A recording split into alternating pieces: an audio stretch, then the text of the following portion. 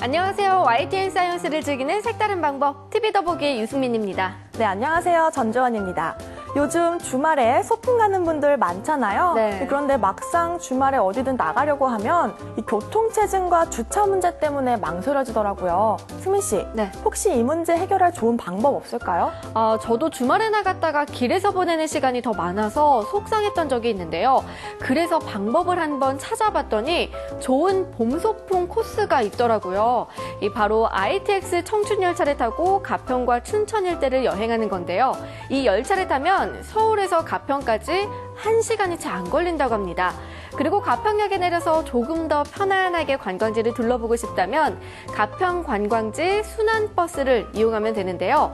이 버스를 타면 뿌띠프랑스, 남이섬, 아침고요수목원 등 가평과 춘천의 대표적인 관광지를 편안하게 둘러볼 수 있다고 하니까요.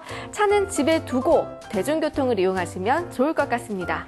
네, 그렇습니다. 또 춘천하면 닭갈비와 막국수가 유명하잖아요. 맞아요. 춘천에 간 김에 한번 맛보는 것도 좋을 것 같습니다. 네, 그럼 오늘도 여행 가는 설레는 마음으로 TV 더보기 본격적으로 시작해볼까요? 네, 먼저 어떤 프로그램들이 준비되어 있는지 확인부터 해봐야겠죠? 오늘의 하이라이트 지금 시작합니다. YTN 사이언스를 즐기는 색다른 방법, 오늘의 TV 더보기를 소개합니다. 첫 번째 코너 전격 해부에서는 토크의 달인 이홍열과 함께하는 유쾌한 강연 토크쇼 소나기 시즌2의 감상 포인트를 분석해봅니다.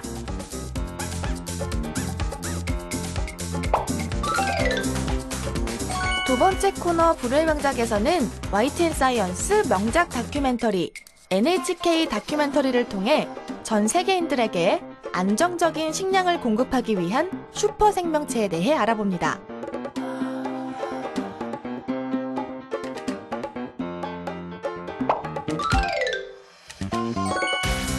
세 번째 코너 비교 분석 과학 대 과학. 이번 주 주제는 온도인데요. 인체의 온도 체온과 영하 150도 이하의 극저온을 비교 분석해봅니다.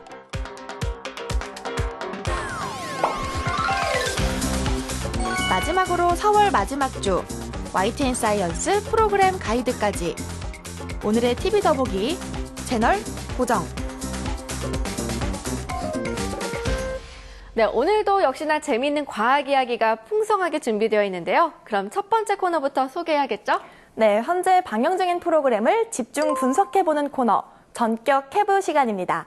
승민 씨, 네. 오늘은 어떤 프로그램을 꼼꼼하게 살펴주실 건가요? 네, 유쾌한 강연 토크쇼 바로 소나기 시즌2입니다. 이 시청자 여러분의 성원에 힘입어 소나기가 시즌1에 이어 시즌2가 방영되고 있는데요. 이번 시간은 소나기 시즌2를 전격 해부해보겠습니다. 네, 시즌1에서는 이 소통의 달인 김창욱 교수와 함께했다면 시즌2는 토크쇼의 달인 방송인 이홍열 씨가 진행을 맡고 있는데요. 과연 지난 시즌과 어떻게 달라졌을지 궁금해집니다. 네, 진행자가 바뀐 만큼 강연의 주제도 살짝 달라졌는데요. 자세한 내용은 전격 해부 소나기 시즌2에서 직접 확인해 보시죠.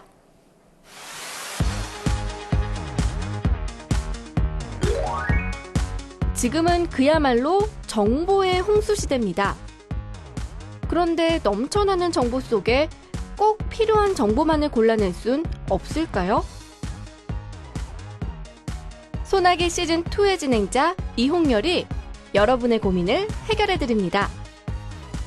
정보도 있고 재미도 있는 강연 토크쇼 소나기 시즌2를 전격 해부해봅니다.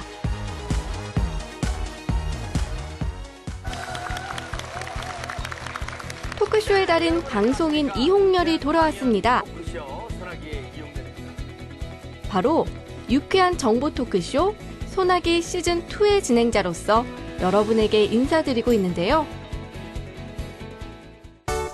소나기 시즌2의 첫 번째 감상 포인트, 이홍열의 유쾌한 진행입니다. 소나기 시즌2는 진행자인 이홍열과 YTN 김정아 PD, 이호선 교수 등 여러 명의 패널들이 함께 이야기를 나누는 토크 프로그램인데요. 여성도 걔는 똥을 잘 집에서 절대 안 놔요. 끝까지 잡 3일을 참은 적이 있어요. 그건 이제 네. 제가 한 100만 원 토크 중에 나온 다양한 정보를 깔끔하게 정리하는 이홍렬은 스튜디오 분위기 또한 시종일관 유쾌하게 이끌어갑니다. 그래서 정보 전달은 물론 재미까지 두 마리 토끼를 모두 잡을 수 있다는 것 또한 소나기 시즌2만의 매력이죠. 소나기 시즌2의 두 번째 감상 포인트, 소나기 시즌1과 차별합니다.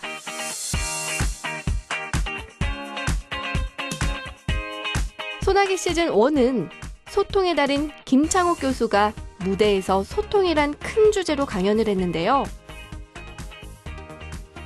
일종의 컴플렉스를 앓기 시작했어요. 그게 뭐냐면 메시아 컴플렉스입니다. 뭐라고요?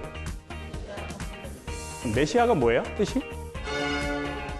구원자. 열등감을 극복하는 방법이나 내 안의 상처를 극복하고 진정한 어른이 되는 방법 등 이 직장을 주로 나왔으면 심리적인 문제를 해결하는 방법에 대해 그런데 다뤘습니다. 여러분이 없어서 그 직장이 안 됐나요? 네, 여러분 안녕하십니까. 소나기 이용렬입니다. 자도 피곤하고 뭔가 개운치 않고 반드시 겪고 있다는 증상이라고 합니다. 바로 만성 피로가 되겠습니다. 그에 반해 소나기 시즌2에선 현대 사회에 꼭 필요한 정보를 주제로 강연과 함께 토크를 나누고 있는데요. 뭐 밤새고 뭐 피곤해도요. 하루 푹 자고 만성피로 퇴치법이나 거뜬해지는 분들. 그런 분들이 기능이 좋은 분들. 100세 시대를 위협하는 두 글자, 바로 치매가 아닐까 싶습니다. 오늘 소나기에서 치매에 대한 또 한 번의 의미 있는 시간을 가져볼까 합니다. 간과해서는 안 될 거지. 현명하게 치매를 극복하는 방법 등 다양한 주제로 진행자와 패널, 그리고 매회 주제에 맞는 전문가들이 함께 정보를 전달하고 있습니다. 치매 중에 특히 알츠하이머병이라는 치매에 잘 견딜 수 있는 그런 위험한 요소가 되겠습니다.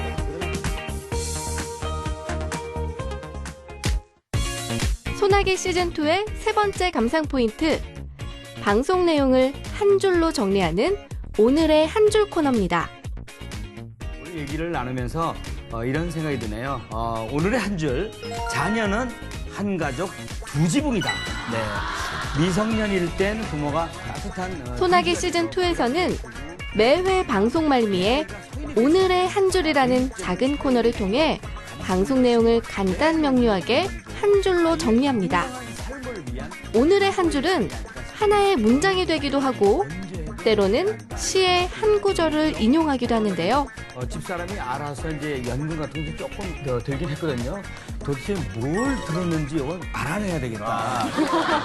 그리고 혹시 따로 이렇게 30여 분간 방송한 내용을 프로그램 마지막에 한 문장으로 정리함으로써 시청자들이 그날 소개한 정보들을 오랫동안 기억할 수 있도록 돕고 있습니다.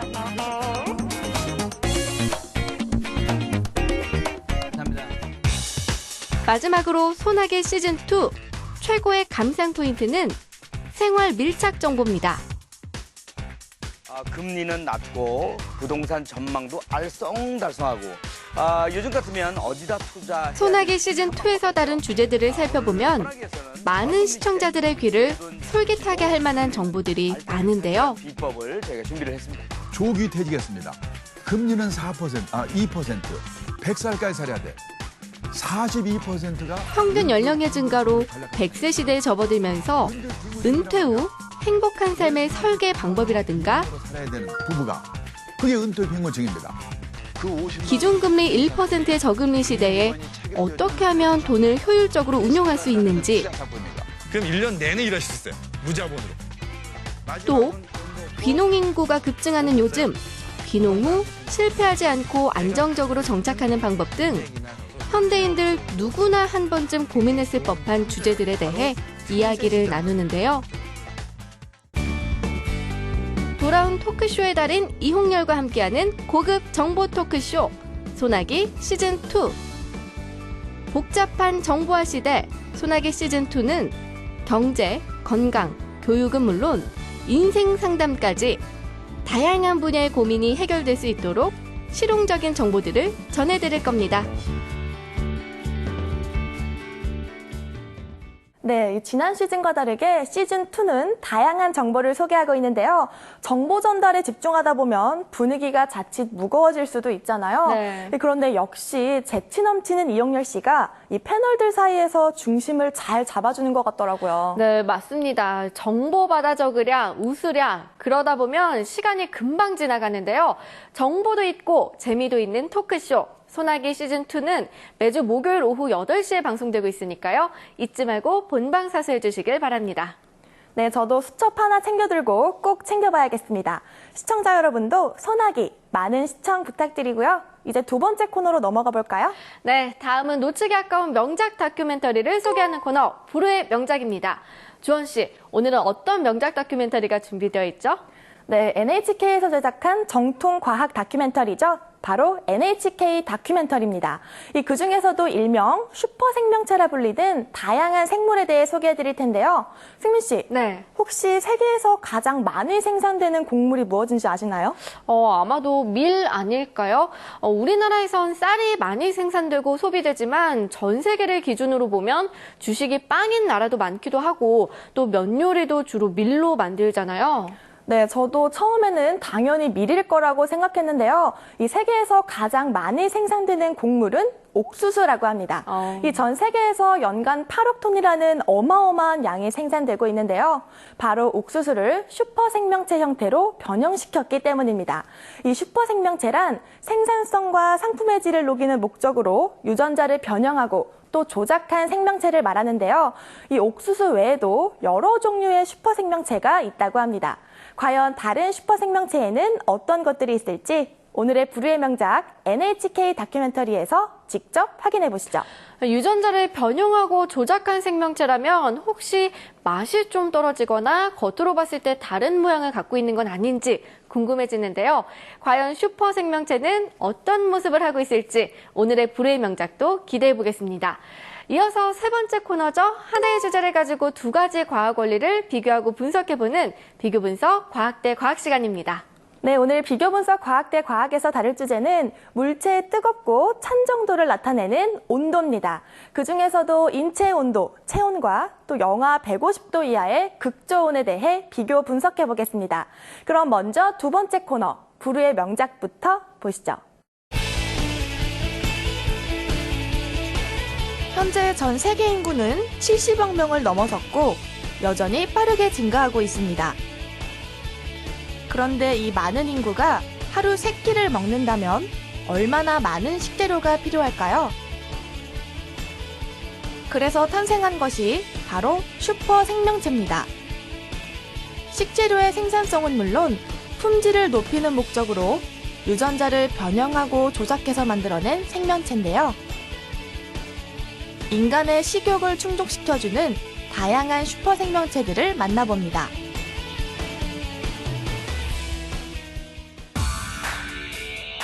여기 엄청난 덩치를 자랑하는 슈퍼소가 있습니다. 바로 벨지언 블루라고 불리는 소인데요. 한눈에 봐도 등에서부터 어깨까지 근육이 탄탄하게 발달되어 있습니다. 일반 소와 비교해 크기가 40% 정도 더 큽니다. 또 고기의 질 또한 고객들을 만족시키고 있는데요. 지방 함량이 5%로 일반 소의 3분의 1에 불과한 데다 기름기 없는 근육이 부드러운 식감을 자랑합니다. 게다가 가격까지 저렴하니 인기를 끌 수밖에 없는데요. 실제로 현재 벨기에에선 유구의 75%가 벨지언 블루라고 합니다. 지금의 벨지언 블루가 있기까진 1997년 벨기에의 리에지 대학교 연구팀의 연구 성과가 중요한 역할을 했습니다. 연구팀이 다양한 소의 DNA를 분석한 결과 근육 성장을 억제하는 단백질, 미오스타틴이 없는 소를 발견하게 됩니다. 그래서 연구팀은 미오스타틴이 없는 암소와 수소만을 선별, 교배를 거듭했는데요. 그 결과 지금의 슈퍼소, 벨지언 블루를 만들어낼 수 있었습니다.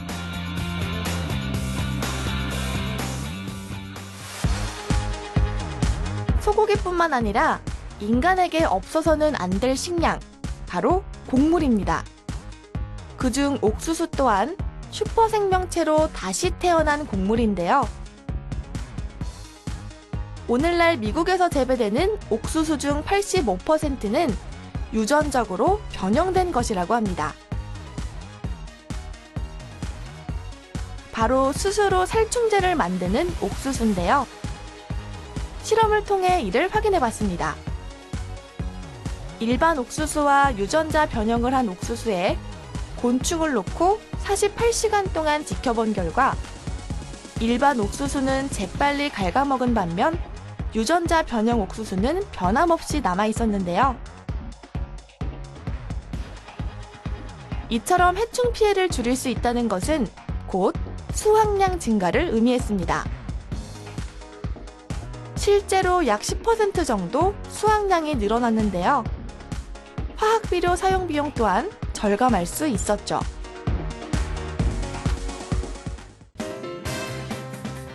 인류는 식량난을 극복하기 위해 수많은 생명체들을 슈퍼 생명체로 변환시키고 있습니다. 그리고 현재 그 성과들이 나타나고 있는데요. 보다 효율적으로 식량을 구하기 위한 인류의 노력은 앞으로도 계속될 것입니다.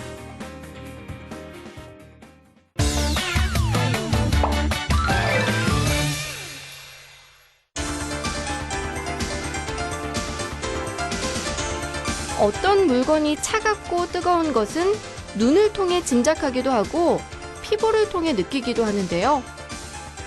보다 정확한 정도를 알기 위해 숫자를 통해 확인하기도 합니다. 오늘 비교분석 과학대 과학의 주제가 바로 온도인데요. 그 중에서도 인체의 온도인 체온과 영하 150도 이하의 극저온을 비교 분석해봅니다. 오늘 소개할 첫 번째 온도는 체온입니다. 체온은 언제나 36.5도 정도를 유지해야 하는데 만약 이보다 1, 2도만 낮거나 높아도 바로 이상 신호가 나타납니다. 그렇다면 적정 체온을 유지하기 위해선 주변 환경을 어떤 상태로 만들어야 할까요?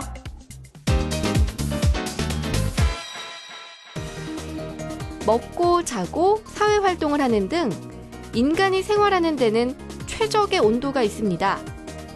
먼저 실내 온도는 18에서 20 정도가 적당합니다.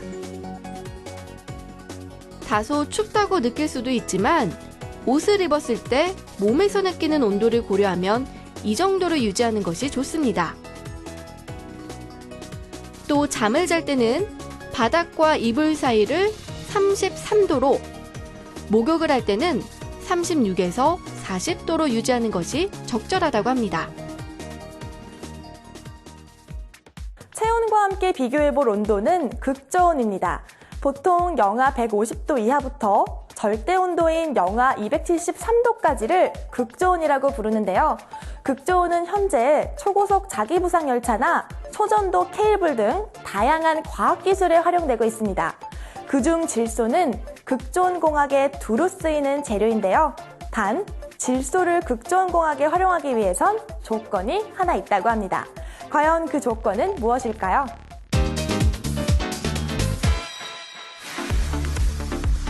전 세계 극장가에서 센세이션을 일으켰던 할리우드 영화 터미네이터 2. 이 영화에서는 액체 금속 로봇이 순식간에 냉동되었다가 무참하게 산산조각 나는 장면이 나오는데요. 이처럼 액체 금속 로봇을 급냉시켜버린 화학약품이 바로 질소입니다. 단 이때 질소의 온도는 영하 196도여야 하는데요. 바로 이 온도에서 기체였던 질소가 액체가 되기 때문입니다. 그래서 액체 질소에 어떤 물질을 담그면 그 물체의 온도가 극저온 상태로 냉각되고 물리적인 힘을 가했을 때 유리조각 깨지듯 산산조각 나는 거죠.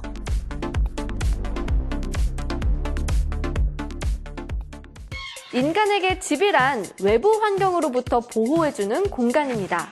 그러나 계절에 상관없이 집안을 언제나 같은 온도로 유지하는 건 어려운 일이죠.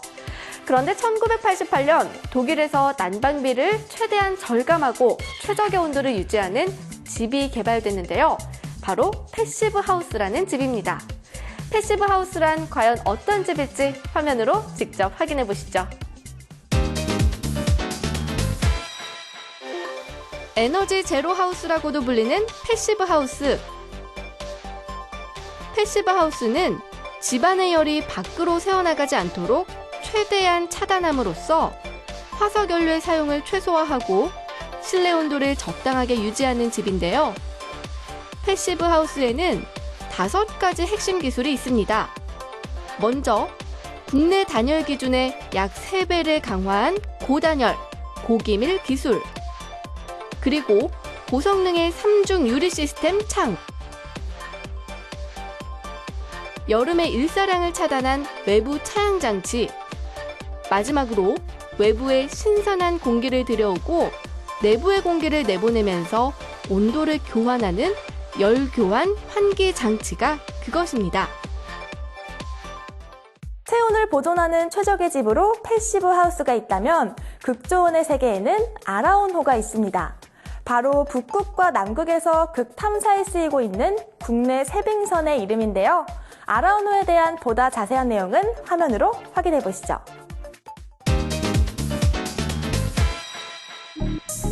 바다를 뜻하는 순우리말 아라와 모두를 뜻하는 온을 합성해 만든 이름 아라온호. 이 아라온호는 극지방에서 1m 두께의 얼음을 깨며 영하 30도에서 영하 50도까지의 저온 환경에서도 버틸 수 있도록 설계된 쇠빙선입니다. 그래서 현재 우리나라 해양연구원들이 극한 환경에서 마음껏 극탐사를 할 수 있도록 도와주고 있습니다.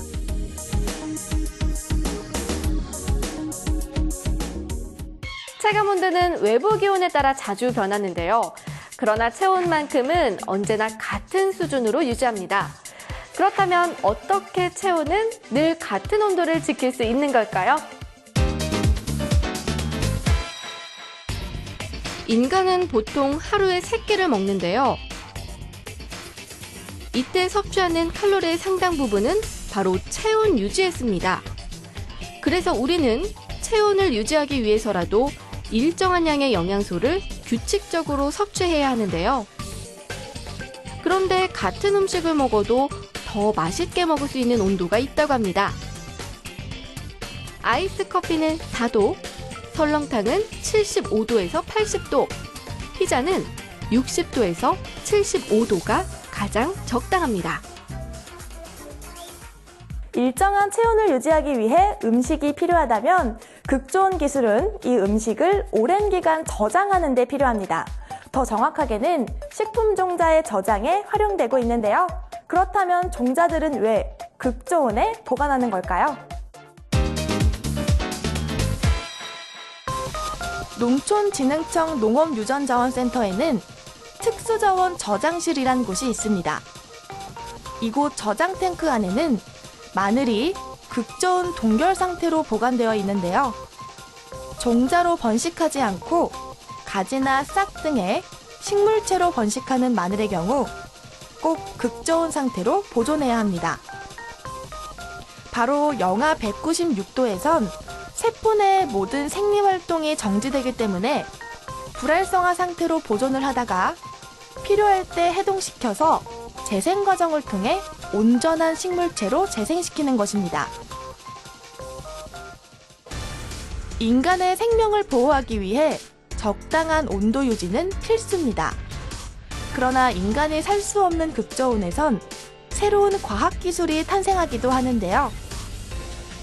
필요에 따라 급격하게 낮추기도 또 높이기도 하는 온도.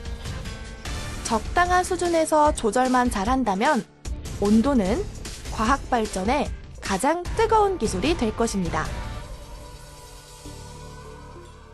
네, 지금까지 물체의 뜨겁고 찬 정도를 말하는 온도에 대해 살펴봤습니다. 그중에서도 극저온 기술은 조금 생소한 분야였는데요.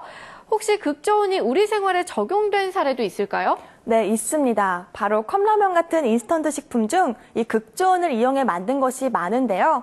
동결 건조를 통해 원료의 특성을 보존하고 수분만 제거해 맛과 향을 유지시킬 수 있다고도 합니다. 또 관절이나 어깨의 통증을 호소하는 환자들에게 이 극저온 치료를 시행하기도 하는데요. 이 극저온 치료란 치료 부위의 피부 온도를 최하 영하 2도까지 급격히 냉각시키는 치료법으로 흉터와 통증 없이 염증 반응을 줄여주는 방법이라고 합니다. 정말 극저온은 다양한 분야에 활용되고 있는 것 같은데요. 앞으로도 극저온의 무궁무진한 활약 기대해 보겠습니다. 그리고 앞서 소개한 코너 불후의 명작에선 여러 종류의 슈퍼 생명체에 대해 살펴봤는데요. 저는 슈퍼소라 불리는 벨지엄 블루의 모습이 특히 인상적이더라고요. 근육이 발달하면 왠지 육질이 질길 것 같은데 오히려 부드럽다는 것도 놀라웠습니다. 네, 그런데 최근에는 벨지엄 블루에서 한 단계 더 나아가 소 없이 고기를 만드는 인공육류 연구가 네덜란드의 한 대학에서 진행 중이라고 합니다. 이 살아있는 소의 줄기세포를 추출하고 배양한 후 근육세포로 분화될 때까지 증식시켜서 고기를 만드는 건데요. 아직 기술이 완성된 건 아니지만 만약 성공한다면 소 없이 소고기를 만들 수도 있는 아주 획기적인 기술이 될 것 같습니다. 이제 마지막 코너를 소개해 드릴 텐데요. 바로 다음 주에 방송 예정인 YTN 사이언스 프로그램을 하이라이트만 모아서 보여드리는 YTN 사이언스 프로그램 가이드입니다. 네, 과연 4월 마지막 주에는 어떤 프로그램이 여러분을 기다리고 있을지 궁금해지는데요. YTN 사이언스 프로그램 가이드 화면으로 준비했습니다.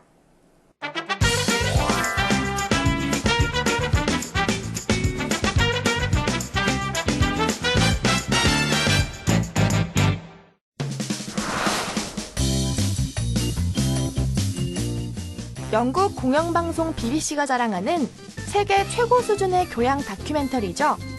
BBC 특선 다큐가 밤 9시에 방송됩니다. 실생활에서 접할 수 있는 과학은 물론 다양한 분야의 과학을 두루 섭렵할 수 있는 YTN 사이언스 다큐.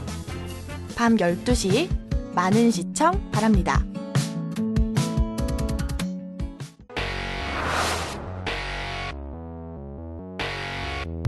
아름다운 국내의 자연 풍광부터 동서양의 약초 등 의학 상식까지 국내 특선 다큐가 오후 12시 여러분 안방을 찾아갑니다.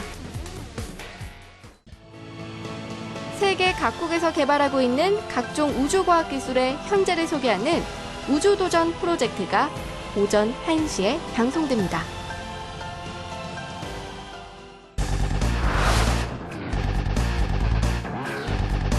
상상 속에서나 가능했던 과학의 불가사의를 흥미롭게 풀어보는 사이트랙이 오후 3시에 여러분을 찾아갑니다. 고대 마야인들부터 현대 과학자들까지 수많은 추측과 예언들로 지구에 찾아올 대재앙을 예측해보는 지구 종말이 오후 5시 30분에 방송됩니다. 정보 홍수 시대 속에서 꼭 필요한 정보만을 알차게 전달해주는 돌아온 토크쇼의 달인 이홍렬과의 유쾌한 만남 소나기 시즌2가 오후 8시에 방송됩니다. 사진의 다양한 이야기를 담아내는 사진 강의 프로그램 찰칵찰칵 날씨 담기가 밤 11시 40분에 방송됩니다.